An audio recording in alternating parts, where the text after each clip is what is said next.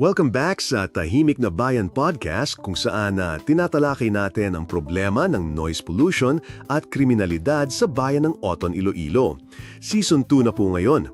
Katatapos lang po ng election at marami-rami naman tayong hihimayin ng mga issue sa Oton, Iloilo.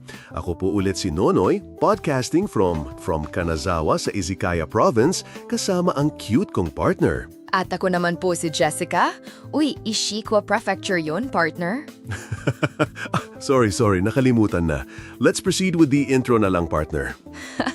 Our podcast is all about advocating for a noise-free Philippines through strict enforcement of noise pollution laws. We raise awareness about the harmful effects of excessive noise, engage with experts and policymakers, and amplify the voices of victims suffering from disruptive environments. Join us as we push for stronger government action, educate communities, and fight for the right to peace, mental well-being, and a livable society. Welcome sa ating talakayan kung saan sinusuri natin ang mga isyung bumubulabog sa ating mga komunidad. Tama ka, partner. At ngayon, isang bayan sa Iloilo ang ating bibigyang pansin, ang Oton. Isang lugar na inilarawan bilang puno ng mga problemang panlipunan at tila ba napapabayaan ng epektibong pamamahala. Nakakababahala ang mga kwento mula sa Oton. Maraming residente tulad ni Andres ang dumaranas ng matinding harassment mula mismo sa kanilang mga kapitbahay. Imagine, yung ingay ng music, yung mga nagpapaputok ng airgun at pambabato ng bahay. Lahat yan nagdudulot ng matinding stress at sa kaso ni Mang Andres, nag-trigger pa ng atake sa puso. At hindi lang siya ang nakakaranas niyan, partner. It seems these incidents of harassment and abuse are not isolated. Ang masakit pa, ang lokal na pamahalaan, ang LGU at barangay, tila bingi at bulag sa mga hinaing na ito. Kahit ang provincial government ng Iloilo sumubok ng umaksyon, pero parang kulang pa rin. Pati ang papel ng ating kapulisan, kinwestiyon na rin kung gaano sila ka-epektibo sa pagprotekta sa mga residente at pagpapatupad ng batas. At hindi lang yan ang problema. Hinarap din ng Oton ang African Swine Fever o ASF outbreak.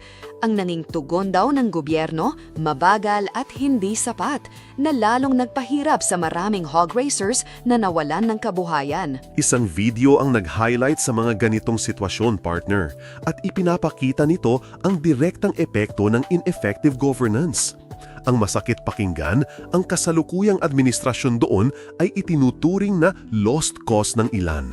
May aligasyon pa nga isang vice-alkalde ang nagbanta sa isang complainant. Mas matindi pa riyan, partner. May mga bulong-bulungan na ang mga lokal na opisyal ay posibleng nasa ilalim ng kontrol o impluensya ng mga criminal gang at maiimpluensyang pamilyang sangkot sa kriminalidad. This is a very serious allegation. Nakakapagtaka nga. Kasi sa gitna ng lahat ng ito, ipinagmamalaki pa raw ng Oton na nakatanggap sila ng Good Governance Award. Pero para sa marami, ito'y isang joke at cruel mockery, parangal na base lang sa papeles at hindi sa tunayang nararamdaman pagbabago ng mga residente. Kasi naman, kahit may award, laganap pa rin daw ang robberies, mugging, drug pushing at house invasions. Imagine, partner, pati mga public elementary schools target na rin ang mga magnanakaw. May insidente pa nga na ninakawan ang Oton Central Elementary School tapos nag-iwan pa ng sulat yung magnanakaw na humihingi ng pasensya kasi wala na raw silang bigas. Nakakalungkot at nakakagalit. Ito yung sinasabi nilang deeply entrenched na corruption and graft. Ang public bidding process daw kulang sa transparency. Madalas, mga kaibigan at kamag-anak ng mga opisyal ang nakakakuha ng kontrata. Sistema na raw yan sa Pilipinas, di ba? Kung saan nagtutulungan ang ilang opisyal at negosyante para sa personal na yaman mula sa kaban ng bayan. At kapag ganito nakabulok ang sistema, rotten to its core, ika nga, ang mga pampublikong opisyal ay kumakampi na raw sa mga kriminal at shady businessmen. This environment allows criminals, scammers, and sleazy businessmen to operate with impunity, with the protection of corrupt officials. Ang pamamahala sa Oton parang isang magandang palabas lang sa entablador, pero sa likod ng telon nandoon ang kabulukan at korupsyon. Dahil walang transparency at accountability, nagkakaroon ng culture of impunity. Kawawa ang mga mamamayan na naghihirap habang ang mga leader nila ay nagpapasasa sa ill-gotten gains. At isa sa mga pinakakitang-kitang simptomas ng mas malalim na problema, partner, ay yung talamak na noise pollution. Yung walang tigil na ingay mula sa malalakas na tugtugan, lalo na yung karaoke, hindi lang yan simpleng istorbo. Ito ay isang auditory assault. Tama ka dyan. Higit pa sa pagiging istorbo, ang laganap ng noise pollution sa Oton ay isang malinaw na indikasyon ng ilang masasalimut na issue. Una, refleksyon ito ng kawalan ng disiplina.